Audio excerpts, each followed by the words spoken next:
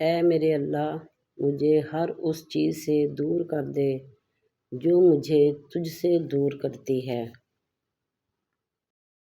غموں سے نجات اور گناہوں کی معافی۔ رسول اللہ صلی اللہ علیہ وآلہ وسلم نے ارشاد فرمایا، حضرت ابی بن کعب رضی اللہ تعالیٰ عنہ کہتے ہیں کہ اے اللہ کے رسول صلی اللہ علیہ وآلہ وسلم، اگر میں ساری دعا میں آپ صلی اللہ علیہ وآلہ وسلم پر درود پاک ہی پڑھتا رہوں، آپ صلی اللہ علیہ وآلہ وسلم نے فرمایا، پھر تو تیرے سارے غم دور اور سبھی گناہ معاف ہو جائیں گے۔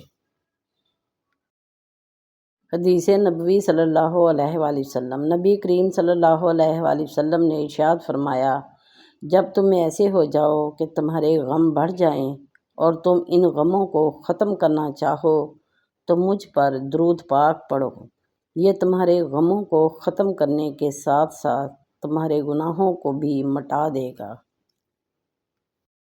بہت خوبصورت بات۔ زندگی میں خود کو کبھی کسی کا عادی مت بنانا، کیونکہ انسان بہت خود غرض ہے۔ جب آپ کو پسند کرتا ہے تو آپ کی برائی بھول جاتا ہے، اور جب آپ سے نفرت کرتا ہے تو آپ کی اچھائی بھول جاتا ہے۔ دل امیر تھا، مقدر غریب تھا، اچھے ہم تھے، برا نصیب تھا، کوشش کر کے بھی کچھ نہ کر سکے ہم، گھر جلتا رہا، سمندر بھی قریب تھا۔ اللہ تعالیٰ کے لاڈلے۔ کچھ لوگوں کو اللہ تعالیٰ موسیٰ کی طرح لاڈلا رکھتا ہے، انہیں تکلیف دیتا ہے، آزماتا ہے، انتظار کرواتا ہے، پھر ان کے لیے سمندر سے راستہ نکالتا ہے، انہیں فرعون جیسوں سے محفوظ رکھتا ہے۔ موت سے زیادہ تکلیف دینے والا لمحہ قرض اور محتاجی ہے۔ اللہ تعالیٰ کسی کو بھی مقروض اور محتاج نہ کرے، آمین۔ حدیث مبارک۔ سید المرسلین صلی اللہ علیہ وآلہ وسلم کی جسمانی خصوصیات۔ مشک سے زیادہ معطر پسینہ۔ ہر انسان کے جسم سے پسینہ نکلتا ہے جس کی بو عام طور پر ناگوار ہوتی ہے، لیکن عام انسانوں کے برخلاف آپ صلی اللہ علیہ وآلہ وسلم کا پسینہ مشک سے بھی زیادہ خوشبودار ہوتا تھا۔ حضرت انس رضی اللہ تعالیٰ عنہ فرماتے ہیں، میں نے نبی کریم صلی اللہ علیہ وآلہ وسلم کے پسینے کی خوشبو کو مشک و عنبر کی خوشبو سے عمدہ پایا۔ سبحان اللہ، سبحان اللہ۔ حضرت محمد صلی اللہ علیہ وآلہ وسلم کے چند معجزات۔ نمبر 1، آپ صلی اللہ علیہ وآلہ وسلم کے پسینے میں خوشبو تھی۔ نمبر 2، آپ صلی اللہ علیہ وآلہ وسلم پر کبھی مکھی نہیں بیٹھی۔ نمبر 3، آپ صلی اللہ علیہ وآلہ وسلم کو کبھی جمائی نہیں آئی۔ نمبر 4، آپ صلی اللہ علیہ وآلہ وسلم جیسے آگے دیکھتے تھے ویسے ہی پیچھے دیکھتے تھے۔ نمبر 5، آپ صلی اللہ علیہ وآلہ وسلم جس جانور پر سوار ہوئے وہ کبھی نہ بدکا نہ بھاگا۔ نمبر 6، آپ صلی اللہ علیہ وآلہ وسلم کو پہاڑوں اور درختوں سے سلام کی آواز آتی تھی۔ نمبر 8، آپ صلی اللہ علیہ وسلم کا سایہ زمین پر نہیں پڑتا تھا۔ سبحان اللہ، سبحان اللہ۔ قدرت کا ایک بہت انوکھا اصول ہے، جب آپ کسی کی جڑیں کاٹتے ہیں تو آپ کے اپنے درخت پر بھی پھل لگنا بند ہو جاتا ہے۔ دنیا کے ہر میدان میں ہار جیت ہوتی ہے، لیکن اخلاق میں کبھی ہار اور کبھی تکبر میں جیت نہیں ہوتی۔ تعلق بڑے لوگوں سے نہیں، وقت پر ساتھ دینے والوں سے ہونے چاہیے۔ عبادات کوئی دلیل نہیں، معاملات سے پتہ چلتا ہے کہ خدا کا خوف ہے کہ نہیں۔